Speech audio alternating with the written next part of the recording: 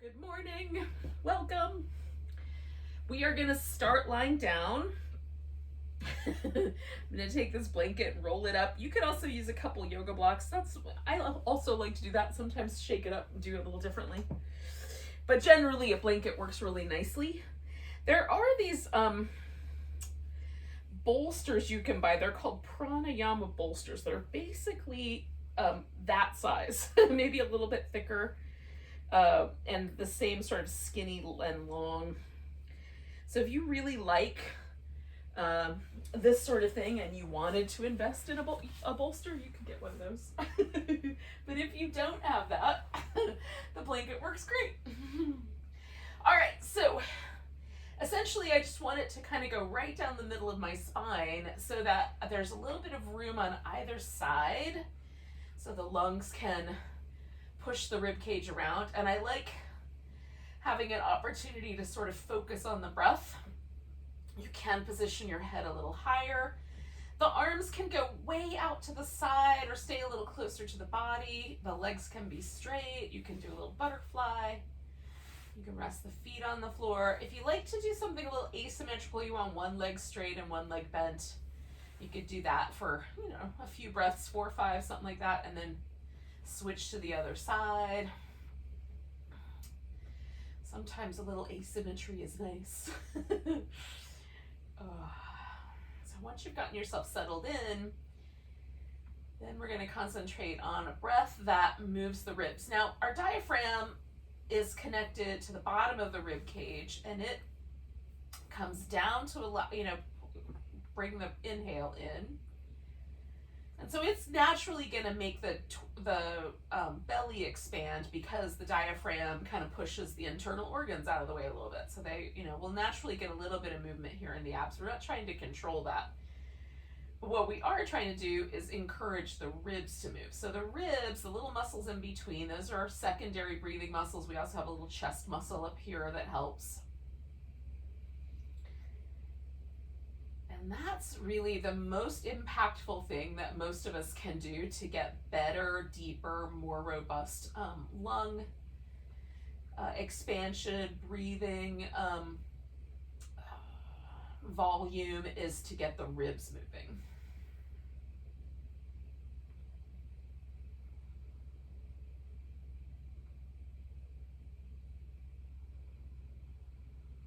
So every now and then I will kind of contract and hold my navel in a little bit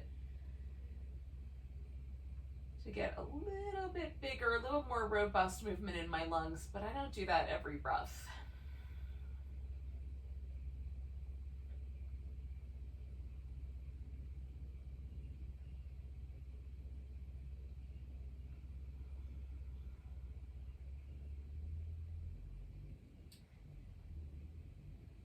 In addition to kind of centering ourselves with this breath awareness and the awareness of the movement of the body with the breath, we also have a chance just to settle our mental space a little bit, deeper into the brain, kind of taking up a little bit more territory instead of being really thought oriented, being a little more sensation oriented.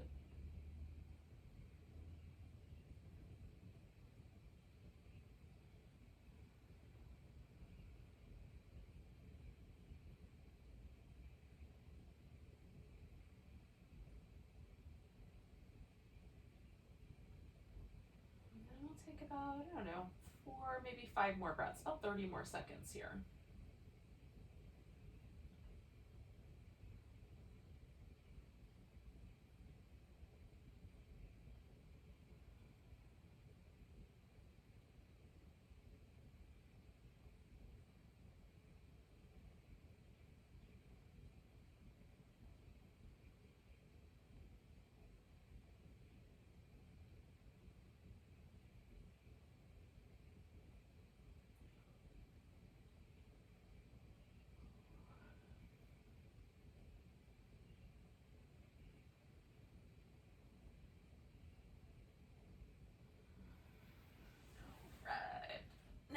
I'm going to roll over to my side, slide the blanket out, and then come on back. And I need enough room over my head that I can reach my arms up without hitting furniture, yoga props, or whatever. So I'm going to just adjust for that. And you know, if you have a tight space you're working with, you can adjust for that as well. So to begin with, though, just kind of notice how the body is shifted from having the blanket under there, or whatever, if you were using the blanket. If you were not, you just were relaxing, cool. You're fine. But if you had a blanket underneath there, then just notice how there might be kind of a shifting happening. Notice how that feeling of the breath might have changed. And you could give yourself a little sort of rock back and forth, massage that little area where the blanket was, or do a little movement in the hips if that feels nice. We're going to do this little movement in the shoulders, and essentially the arms are going to make this journey up and over the head, and then they're going to come back. There are some rotator cuff injuries that are fairly common that make this last, like, I don't know, 15, 20 degrees, a little bit challenging and potentially painful. So if that's the case for you, you're welcome, of course, to stop right before you get to that spot. We're still going to get an elevation in the shoulder blade, and you can certainly exaggerate the elevation in the shoulder blade there. That's the main point of going over the head. So we're going to use the shoulders to propel ourselves. So we're going to start with a shoulder blade that's just slightly kind of squeezing together. So that's a retracted shoulder blade. Then we're going to depress them. So we're going to reach down like we're trying to grab our heels. And then bringing the arms overhead, we're going to pull the shoulder blade out to the side. So that's a protraction. And then however high up, far up you go with your arms, we're going to elevate the shoulder blades up towards the ears. And I try to get mine almost like earmuffs, as close to my head as I can get. All right, so then we come back all the way down. There's kind of a little depression and then a little retraction right there at the end. Sort of pushing the arms around. This is a super simple movement but can be really effective to kind of help maintain the, there's a really good technical name for this, glenohumeral rhythm, which just means the range of motion in our shoulders, basically. But it's the, the kind of rhythm between the shoulder blade, the collarbone, and the head of the humerus.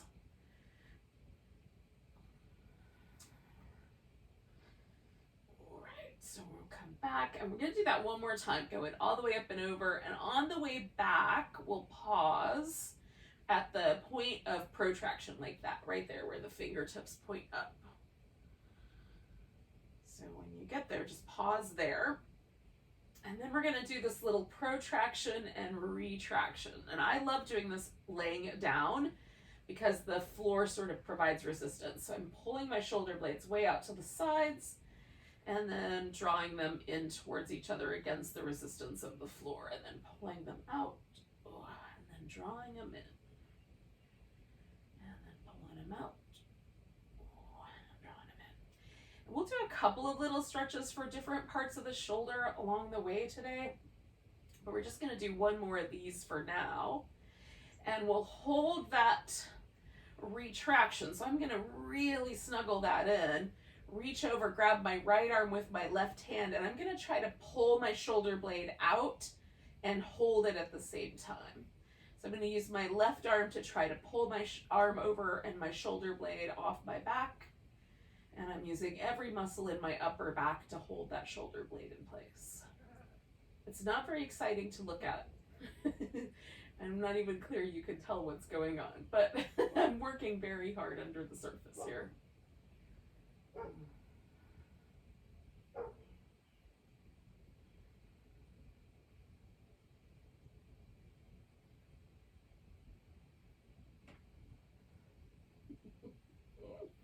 One more breath. I'll let go. Just feel the difference between those two shoulder blades. Often this is a really great release for me for tension that lives in between or underneath my shoulder blades. So I'm going to do the same thing on the other side. Grab that left upper arm, kind of draw it over to the right and hold it in place at the same time.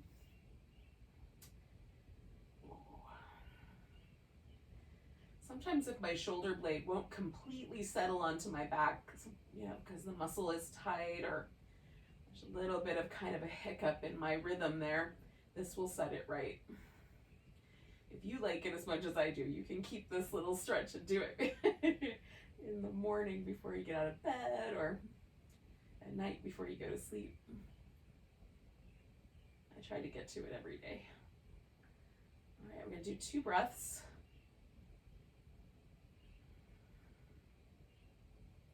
All right, I'm going to release that arm, snuggle that shoulder blade back into place.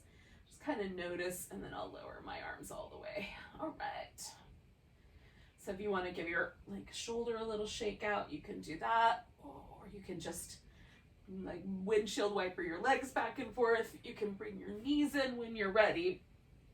All right, so there is going to be a little bit of a flexion, a little curl in the spine, but we're going to start this movement pattern with the knees kind of balanced over the top rim of the pelvis, so we're not in that position. When you come over to one side, it'll just depend on how much space you've got. Do you want to straighten one leg? Do you want to straighten both legs? Is it too tight for that? And you just curl the knees in. So coming to the center, we're going to flex the spine so the head can just stay on the floor, or you can let it ride with the flexion, because the spine, when it flexes, it brings everything with it. And then we'll come over to the other side and curl in.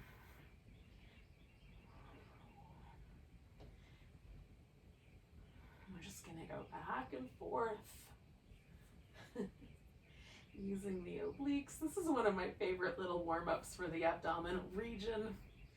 You can get pretty much every single muscle, and it's fun. It's like a dance move.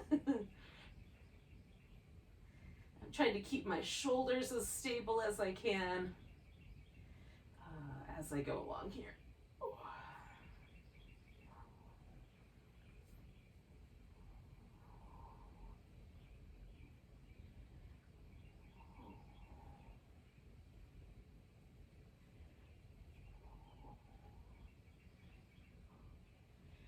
Do one more set.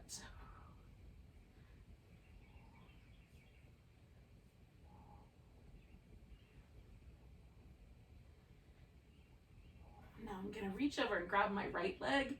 I'm going to go back up my mat before I straighten my left leg all the way out. And then we'll let the right foot kind of spin in some sort of an elliptical circular shape. And then at some point you'll switch directions.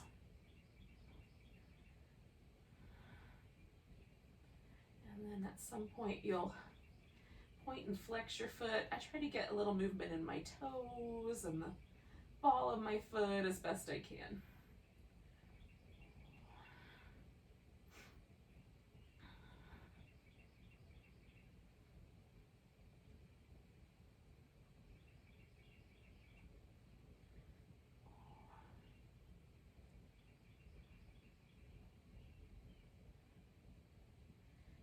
So I'm going to flex my foot and then go ahead and extend my leg. So I'll give my hamstrings a little stretch. You can let go of the leg. You don't have to keep holding on to it. You can keep the leg a little bit bent if it feels like we're entering territory that's not appropriate. And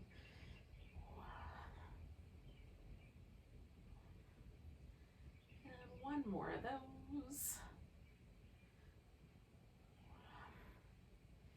All right, so we're gonna stretch that leg out straight. I'm gonna bring my hands behind my head because I have a tendency to kind of overdo things with my neck. So rather than that, I'm gonna let my head sort of have a little basket to hang out in. So I'm forced to do all of the work from my abdominals to get a lift. And then the other leg is gonna, just lift slightly off the floor. You can keep that toe touching if that's gonna be helpful for your lower back. Essentially, we're just gonna curl up. You can also reach up towards your ankle if you don't need the little head basket. Then we'll switch which leg is straight and curl up. And that curl is a flexion in the spine that's coming from me squeezing my abdominals in the front there. Getting all the air out.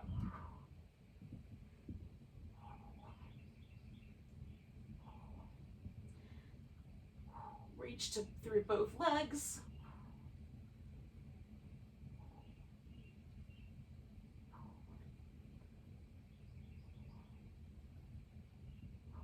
2 more sets.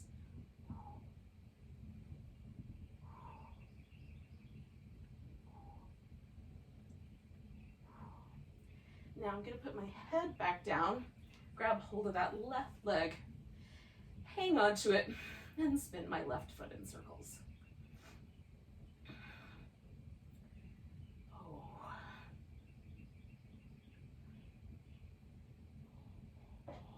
And spin the other direction after a bit.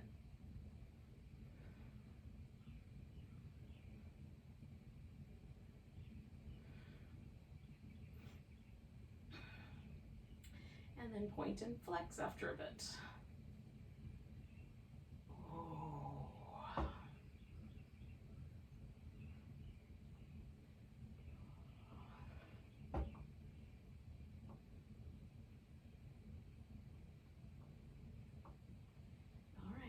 Try straightening that leg out, and then hug it in, straighten it out, hug it in, just keep going like that.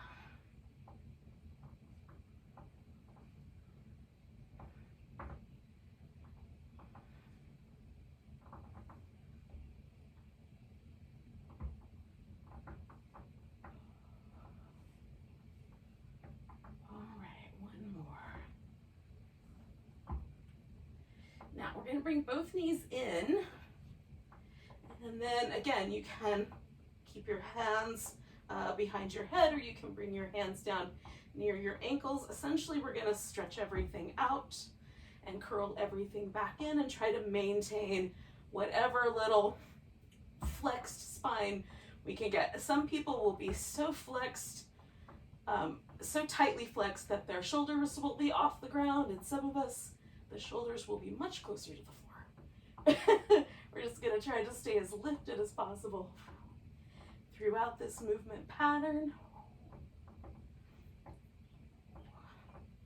2 more of those.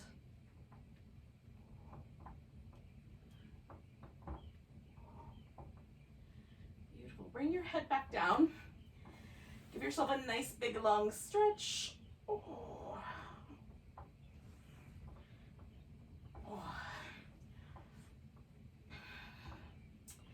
Now we're going to do a little spinal twist, and then we'll finish that with a little bit of shoulder work on each side. So first I'm going to take a twist over to my right. So my left side is up on top here, and my left arm is going to reach out into that stretch.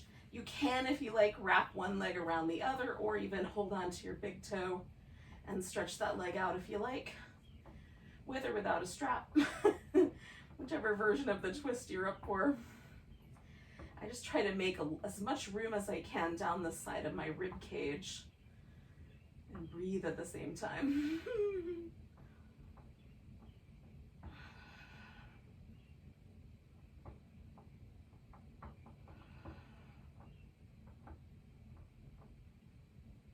So I'm going to do 2 more breaths.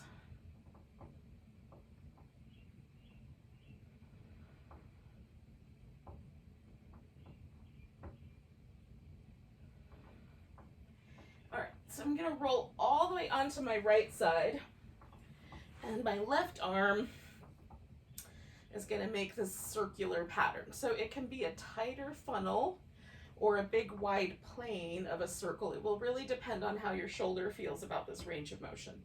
So we're going to try to get a little bit of an internal rotation and some external rotation along the way, moving the arm in some form of a circle pattern. 1 more that direction. And then I'm going to switch the direction as I get close to my hip here.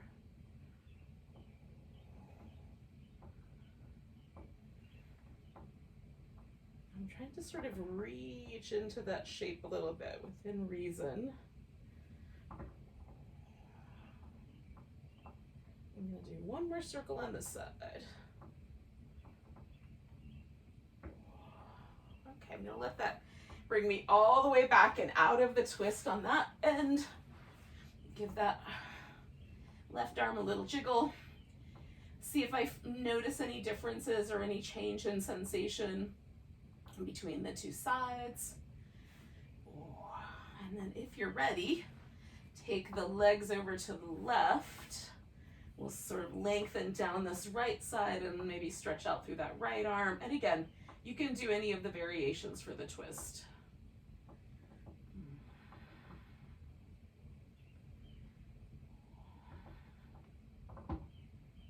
Twisting has so many nice benefits. It's not for everybody, but there are some spinal conditions that maybe suggest no twisting. So if that's the case, you could kind of hang out and wait for the shoulder bit to start. But twisting is available to you. It's so good. I'm going to do 2 more breaths.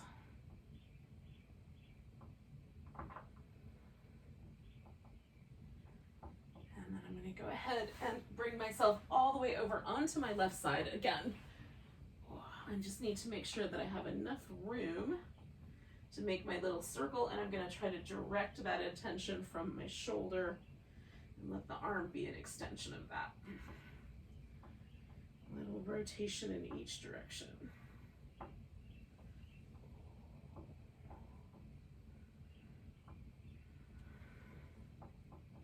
All right, I'm going to switch directions when I get to my hip or somewhere in that region.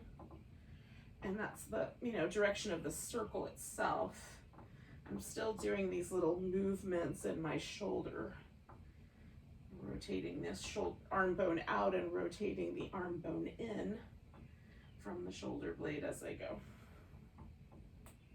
So I'm going to rotate it out there, and here I rotated it. Okay, one more like that. Hopefully that makes sense. And then I'm going to let it bring me all the way back. Out of the twist, out of the side. And then let's give ourselves one more big stretch.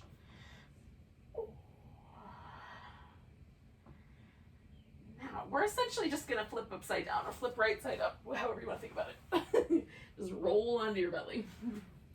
All right, we'll start with some Cobra. So I'm going to circle my shoulders a little bit. Just, can jiggle them up and down, squeeze them together, draw them apart.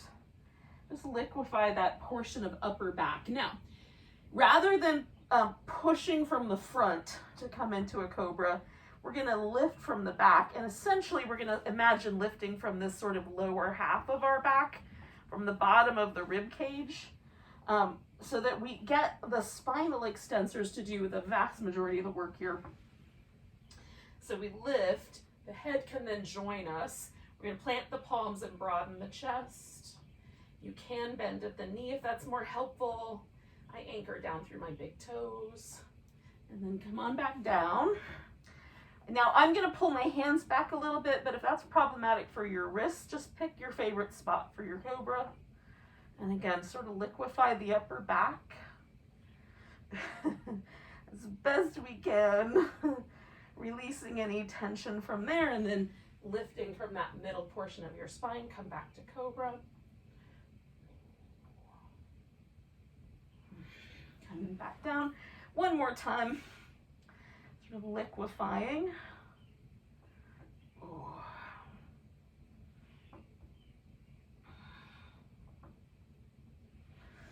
Lifting.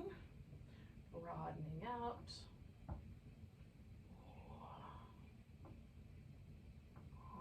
Now, when I come down, I'm going to take my right arm and stick it out to the side. I've got my palm up, but some people may want their palm down.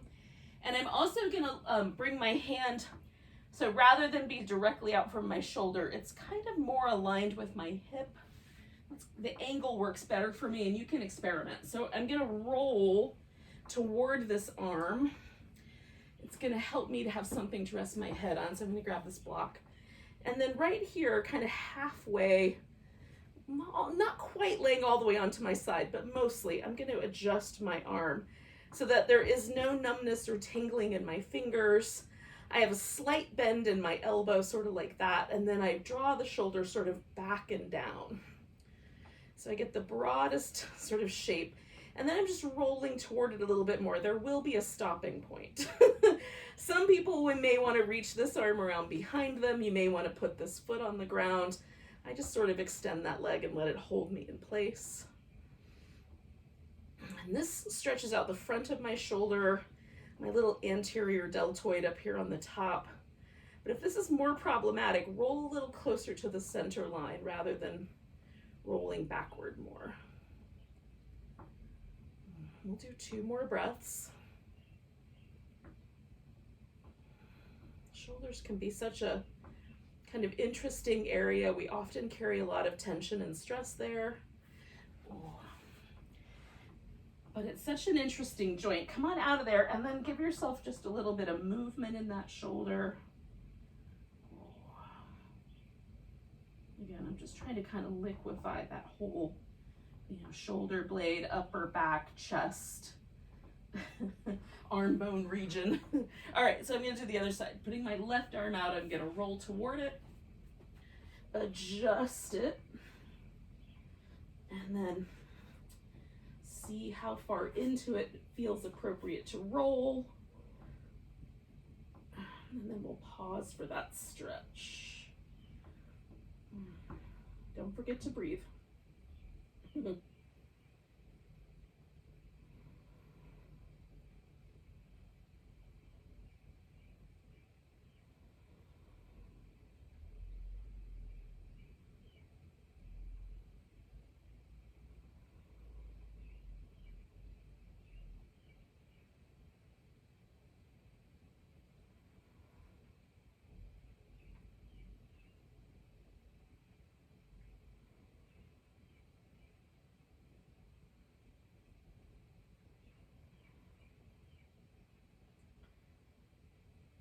We're gonna do one more big breath, and then we'll roll out of there. Give that arm a little movement, and it can be really gentle movement, doesn't have to be extreme.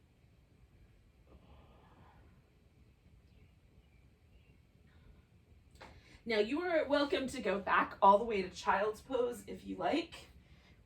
We're gonna eventually come up to all fours, so you can go directly there and start in with the little cat shapes, or you can do a little child's pose first and give yourself that opportunity to sort of rest the arms a little bit.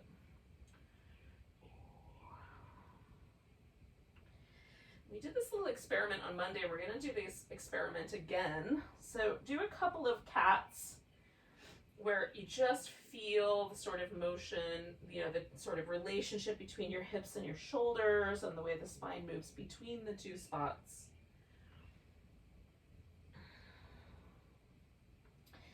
And then we're going to elevate the hands. Now, you can just come up onto your fingertips or fists, or if you've got them, grab 2 yoga blocks or anything that's like a yoga block. 2 books would work.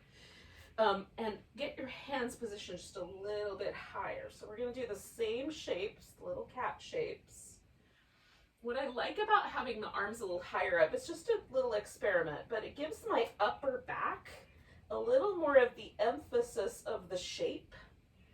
Whereas when I do it with my palms resting on the floor, it doesn't have quite that same impact in my upper back. So we're going to add a little side bend to it.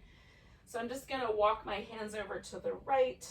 So now I'm going to push up into my left shoulder as I do that rounding, and let myself kind of lean into my left hip as I do the other side of the shape. One more on this side.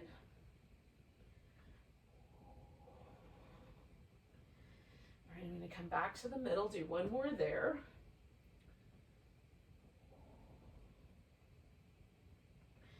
And it's not to say that this is a better cat-cow, it's not, it's just different.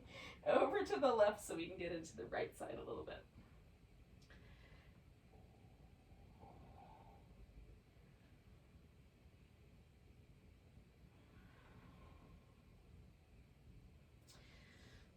right. Now I'm going to come back to the middle. And then lose the block. blocks for now anyway. we'll lose them for now. And we'll get ourselves onto our feet. So it might be the downward dog is your jam, and you can get yourself onto your feet through downward dog. It might be that you want to avoid downward dog for a variety of reasons. So it could be shoulders, it could be Achilles tendon. There's a variety of reasons to avoid downward dog. I can think of a few. So then maybe just get on your feet in a different way through a squat, or you could do child's pose for a minute and then get on your feet. If you like the downward dog and you want to, you can hang out and walk in place, or do some little hip circles, or some little three-legged dog shapes. Those are nice.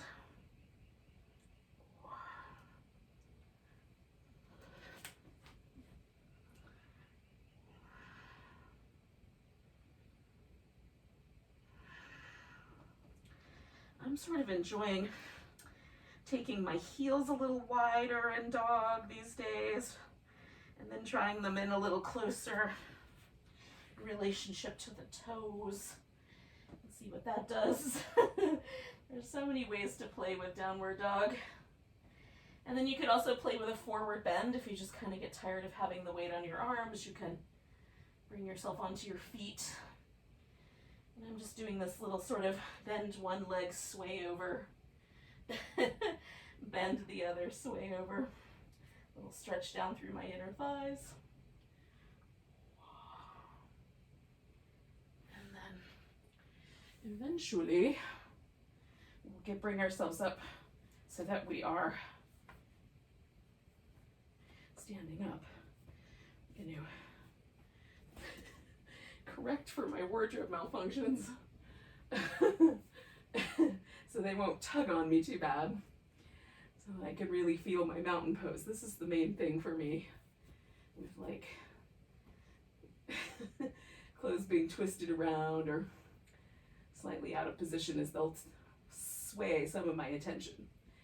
All right, now once you get to your mountain pose, and if you're not there yet, you're not there yet. Get there when you get there. Just notice the way the weight shifts. Does it shift towards the front of your foot, your back, right or left? Is it perfectly centered right there in the center of your foot? If you lift your toes off the ground, does that change anything? I like to lift them up and kind of spread them out and then put them back down and try to feel like a little bit of anchoring between my big toe and my pinky toe, so that the inner toes kind of lift a little bit into the arch that lives in the ball of the foot. And that's an interesting sensation. All right, one more breath right where we are, whatever's happening. We'll come back to mountain, see if it changes. We're gonna take a nice big inhale. Oh, maybe there's a little baby back bend. We're gonna come to a chair pose. We're gonna give ourselves a little twist over to the right. So we might dip in a little farther, put your elbow around your knee if you like.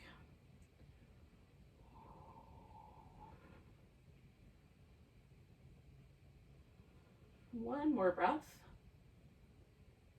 We're going to come out of the twist, stand right up onto that right leg and bring the left foot up for a tree. Or maybe a wobble, whatever the case is. And then I'm going to pick up that foot and step myself back so that I'm in a warrior one shape. And it feels solid, doesn't feel like I'm overly causing trouble for my knee or my ankle in the back. The ribs can point a little more in line with the hips, or you can point your ribs forward. That's up to you.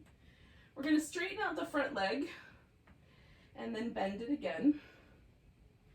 And straighten it out and bend it. And just notice if anything shifts around for you, hips, low back, as we change that position. Then we're going to fold forward so that we wind up in a little bit of a humble warrior. Now I've got my arms around behind me and I'm going to kind of lift my elbows toward each other, but you could lace your fingers together, extend the arms back. I've got my front leg bent for now for 2 more breaths.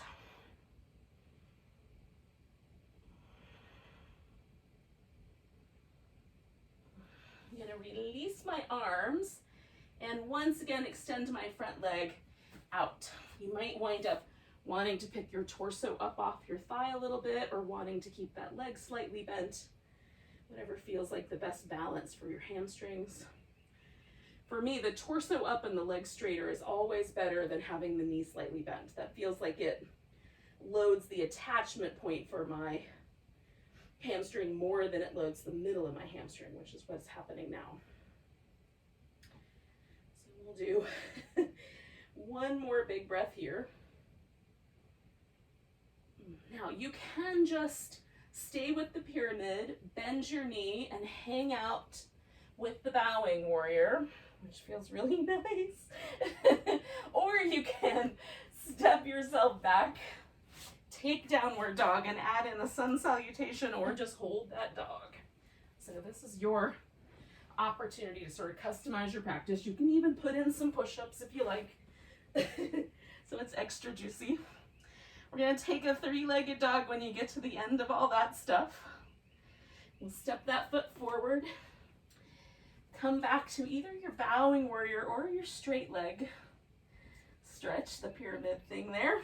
All right, take one more breath. And then we're gonna turn this into a standing splits. So I'm gonna walk my hands forward, kind of hop, hop, hop, and then bring that left leg straight up as I can.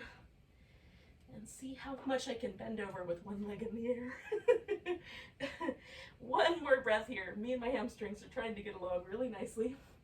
Put that left foot down, come up halfway, and fold. And then all the way to standing. Nice big stretch. And once again, we'll find that mountain. And once there, check and see if things have changed. All right. Does the right side feel any taller, longer, softer, different than the left? Sometimes I just feel like a little bit more expanded on one side than the other. Oh, a little fluffier. Take a big breath, reach. Oh, maybe there's a little baby back bend. We're gonna take that chair pose, add a twist to the left. And again, it's up to you how deeply you form this twist. Or it might be up to your spine and not your brain, but some part of you is gonna make a decision.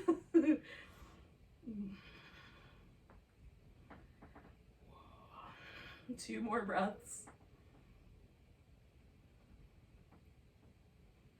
All right, we're gonna come out of the twist, stand up, and find our tree on that left leg. Oh.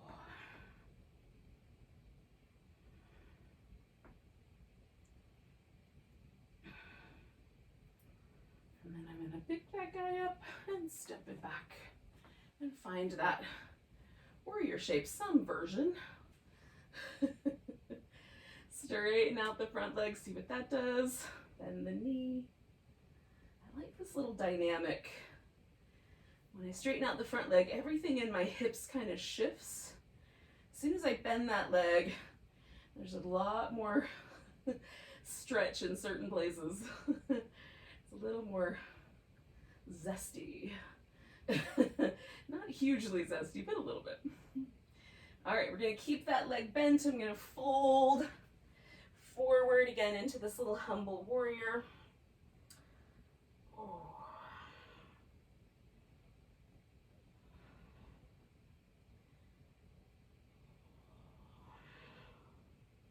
One more breath here. And then I'm gonna release my arms and straighten out my front leg. I make a couple little modifications here, just kind of turning everything a little more toward the front. And I also press my big toe and my pinky toe into the floor and try to get a little bit of a stretch and elevation of these 3 inner toes. This is just to activate the arches in my feet a little bit more. As I'm getting older, I already had pretty low arches to begin with. I find that they are just, I need a little more attention to my arches. How's that? And that helps.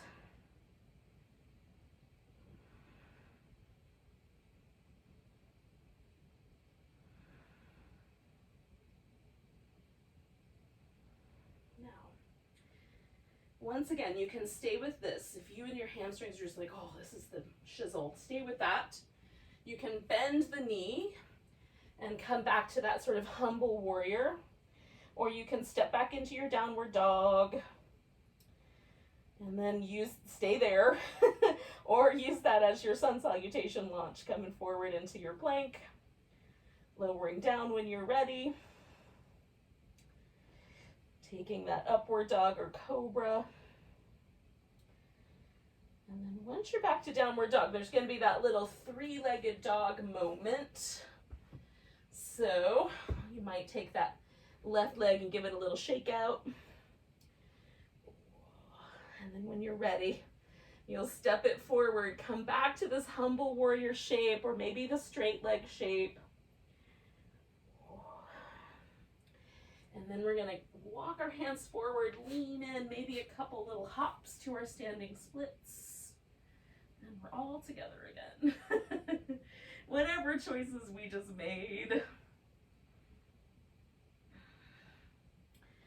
All right, we'll bring that right foot to the ground, come up halfway, and fold in.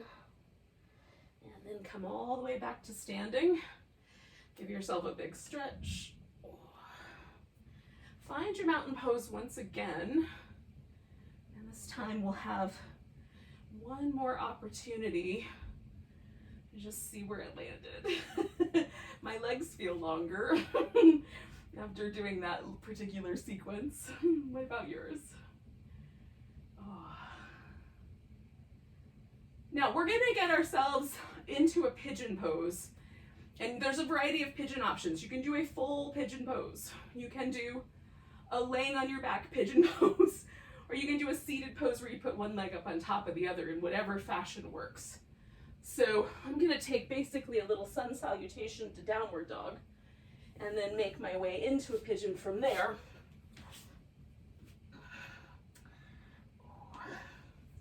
You can do your pigeon with all kinds of support under you, or no support. So I'm going to use this pillow today so that I can get a little bit of an elevated hip. A rolled up blanket could work here. A yoga block under your hip could work here. And I'm going to sort of lengthen back through this leg. And then if I stay upright, the sensation is different than if I lean forward. So I'm just going to experiment with some options here and kind of find what I like. I can also really engage through the hips, and this can be no matter what pose you're doing. It's sort of like you're taking the two outer hips and sort of drawing them towards the midline and lifting from the center of the pelvis. So that's a little more active, or you can be more passive. I don't know if you can see the difference, but I definitely feel the difference between those two options. I'm going to go for more active today, so I'm sort of drawing into the middle and lifting.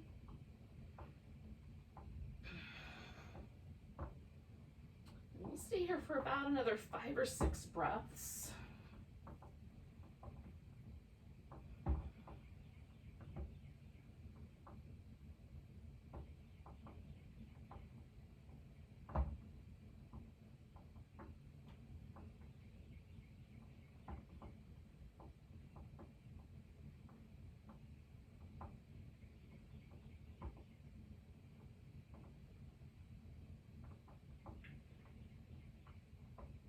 I'm going to do one more inhale, and then I'm going to sort of slowly roll to one side to get myself out of here.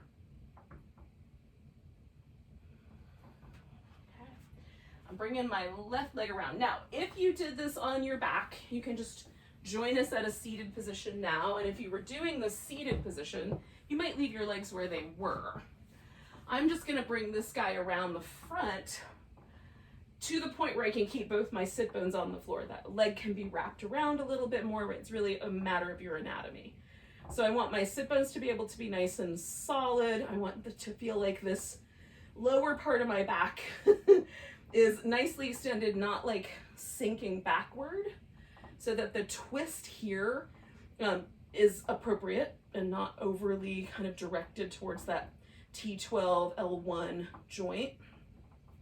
And I also don't want to overwhelm this C7 joint on my neck. So I'm letting my neck just nicely spiral, not overdoing things. And sometimes the question I have to ask myself in my yoga practice, definitely over the past several years, is can I do less and feel this pose? Like, where is the point where I just feel it? Because I'm finding that subtlety is not one of my strengths. And so by asking myself to really notice the subtle sensation, I'm developing a greater sort of attunement and level of discernment. All right, I'm gonna take one more breath here, and then we're gonna turn this into a little half boat. Now I'm gonna ride on this left hip, and I'm gonna take my right hip up in the air. Now, I don't wanna be on this greater trochanter, I wanna be on this kind of wide, glutey part of my hip. So I'm gonna put my elbow on the ground, find that spot, and then lift my legs. And you might lift up off your arm as well. And then pause. I like to scissor the legs. 3, 4, 5. And then we'll come back. Now we're gonna lay all the way down. So I'm gonna stretch out my left arm and lay on my left side while I'm here, might as well. And we'll turn this into a little side work. So hips stacked, shoulders stacked, everything drawing into the midline. I'm gonna bring my feet back, and then I'm gonna lift my feet without dropping this hip forward. So I get an internal rotation at this hip joint, then we'll change it, extend the leg, bring it back. I wanna feel that internal rotation, so it's really important that I keep my hip steady. I usually keep my hand there just to keep myself honest. And then move smoothly. Again, kind of like we're underwater, or it's really, really humid. When I first moved to the South, I thought that the air was so thick that you had to chew it. It felt that way to me, coming from a high mountain climate. Oh, so like that. Like you live in the South and the air is super humid. Check. 2 more. All right. Now we're gonna take the legs out, bring that guy over the top. The leg can be straight or bent. We're gonna reach through that leg on the bottom, lift it and pulse it. 10, 9, 8, 7, 6, 5, 4, 3, 2, and 1. We'll bring it back down. We're gonna do the pigeon on that side. So that's this left leg, and if you need to be fancy, like you wanna do one more sun salutation, you could do that. I'm just gonna slide on in here as best I can, without any extra accoutrement. Oh, I gotta try to find where I was before, which was helped by the blocks. Okay, so again, I've got myself kind of stretching back through that thigh before I drop it onto the bolster. And I've got a little bit of kind of lifting sensation happening there in the center. And again, you could have the opposite. And your torso could be all the way down. You might not have any pillows or blankets.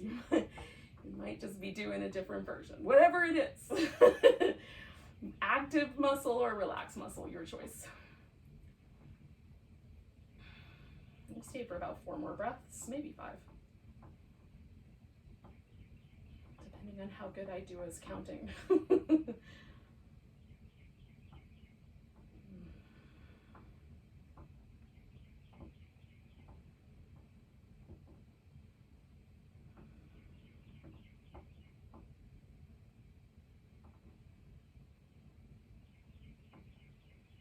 One more inhale,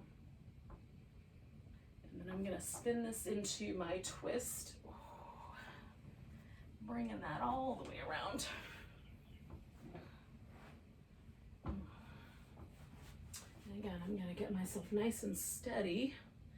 Nice sort of, I'm not extending my spine. I'm not going into a camel here, but I am trying to keep my spine in a nice neutral shape there in the lumbar. There's a tendency, if I try to wrap my legs too close around each other, the tendency for me is to flex my spine. I don't want to do that here. That's not true for everybody, so pay attention to your own situation. Notice if you overdo things. Like, do you overdo the neck? Do you overdo the back?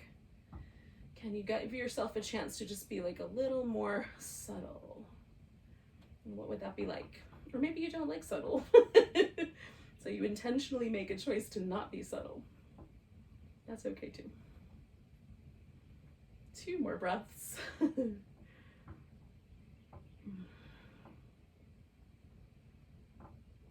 then we're gonna come around. I'm gonna do that little boat on this hip. So I'm gonna put my elbow down, find that nice wide plane of my hip, and lift away from this arm. Even though the elbow's on the ground, I'm lifting up through my armpit, and then we'll scissor. 5, 4, 3, 2, 1, lift. And we'll come all the way down. Oh. Onto the side, getting everything aligned. Keeping, ooh, my hip made a puppy sound. In a good way. Keeping my hip aligned as I go through this little movement. And they get nice and smooth.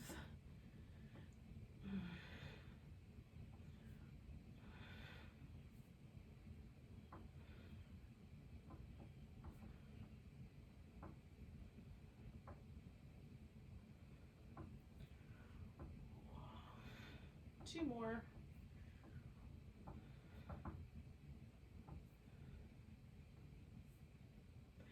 Was that 2?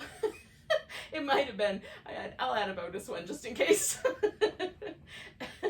Alrighty, so then I'm gonna take that leg off the top, lift this bottom leg, try to hold my hips steady, and pulse. 10, 9, 8, 7, 6, 5, 4, 3, 2, 1, and then I'm gonna release. And this, friends, is our Shavasana time, which incidentally is the hardest and potentially most valuable pose in all of yoga simultaneously. So if you have time for it, definitely do it. And if you have, work to do and things like that, namaste. But I'm gonna give myself a little prep by doing little windshield wipers here and giving myself a nice stretch down each side as I sort of do that twist. If your back is still like, nope, not doing that yet, you can pause with a little more movement or pull your knees in closer. You can also do a seated meditation. That's also nice. I love the full opportunity to let gravity hang on to my body. And if it's chilly where you are, today's the first morning I've felt a little bit chilly. Cover up with a blanket. It will trigger your nervous system to relax a little bit better. And you can also, like if you've got an eye pillow or a little, what are those little sleep masks somewhere nearby, you can put that over your eyes. And that will also trigger your nervous system to relax. This is the whole point, really, of this pose, is achieving a deep relaxation.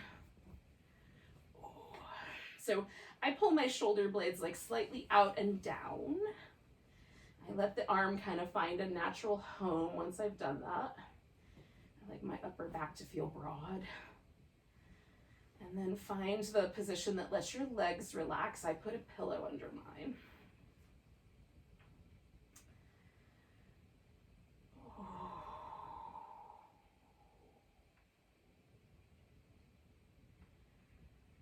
And then let your attention fall a little deeper into your brain. So instead of being up near the frontal cortex of the brain, can we sort of hang back with our attention closer to the sort of center of the brain where we find the amygdala, the pineal gland, sort of imagine the nerves of your eye, and if you drift back a few inches, you'll find that center part of your brain.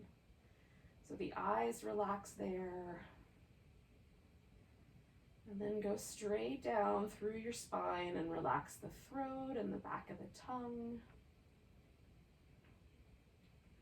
So the mouth and jaw soften. Relax the heart center, so the arms and chest and upper back. Release. Make a little nest for your lungs and your heart to settle into. Find that center point just above your navel, the solar plexus. Relax there. That's the spot where we kind of try to control the world, especially when things aren't going the way we'd like. And then let everything else sort of relax into the bowl of the pelvis.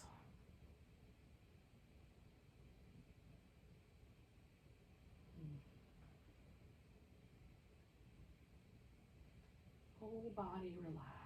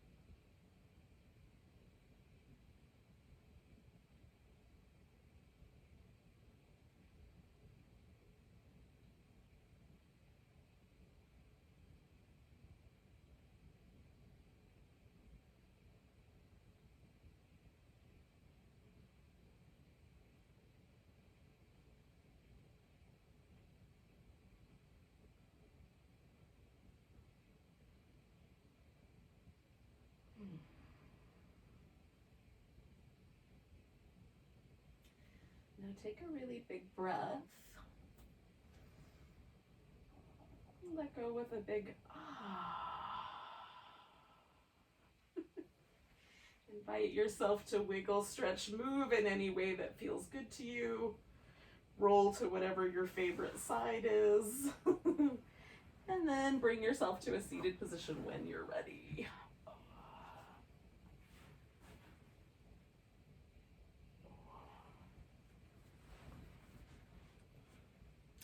Tell you what, if I put an eye pillow over my eyes, time disappears. I highly recommend it. All right, let's take a big breath together. Big inhale. Big deep sigh.